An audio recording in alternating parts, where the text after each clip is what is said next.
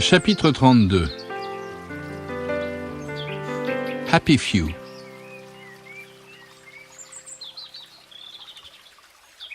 Avez-vous lu Watership Down ? Ce roman haletant de Richard George Adams raconte la vie d'un groupe de lapins dans un comté anglais. Fuyant la destruction de leur garenne, ils sont contraints d'émigrer, se cherchent une nouvelle patrie et, une fois arrivés, doivent se battre contre les clans locaux jusqu'au jour où ils réussissent enfin à se faire une place. Nous hébergeons, nous aussi, dans le jardin de notre maison forestière, une famille de lapins. Hazel, Emma, Blackie et Oscar vivent dans un petit enclos avec assez d'espace pour gambader et de quoi s'abriter en cas d'intempérie. Il est facile d'y observer leur vie sociale. Même s'il y a bien quelques chamailleries, les marques de tendresse l'emportent. Les rongeurs se lèchent mutuellement ou s'allongent par les chauds jours d'été, blottis à l'ombre les uns contre les autres. Il y a certes une hiérarchie entre eux, mais avec 4 lapins seulement, il ne faut pas s'attendre à de grandes révélations. L'étude menée par le professeur Dietrich von Holst de l'université de Bayreuth avait une autre ampleur.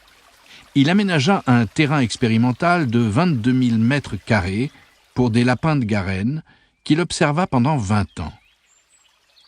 La taille de la population variait sans arrêt, maladies et prédateurs emportant parfois jusqu'à 80% des animaux sexuellement matures.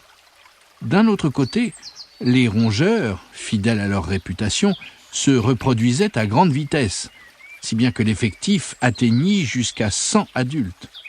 Ces hauts et ces bas ne touchèrent toutefois pas de la même façon toutes les couches sociales. Les lapins respectent en effet une hiérarchie propre à chaque sexe. Chacun défend sa position avec acharnement, et cela pour une bonne raison. Les dominants ont plus de succès en matière de reproduction. Les mâles et les femelles qui donnent le ton sont certes plus agressifs, mais dans l'ensemble, ils sont moins stressés. Cela semble logique. Qui subit des brimades en permanence vit dans la crainte perpétuelle de la prochaine attaque. Qui est au sommet de la hiérarchie n'a un taux d'hormones du stress équivalent que durant les brefs affrontements. Rien d'étonnant donc dans les résultats du professeur von Holst, à savoir que le stress est moindre chez les lapins du sommet de la hiérarchie. De plus, ces animaux-là avaient des contacts sociaux très intenses avec l'autre sexe, ce qui contribuait aussi à leur détente. La durée de vie moyenne des lapins adultes observée par von Holst était de 2 ans et demi, avec de nettes différences au sein de la hiérarchie.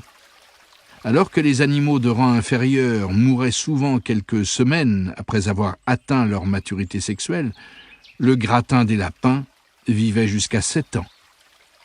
Et cela, non pas parce qu'ils auraient eu davantage à manger ou auraient été moins victimes des prédateurs. Non, ce qui était déterminant, c'était bien leur faible niveau de stress.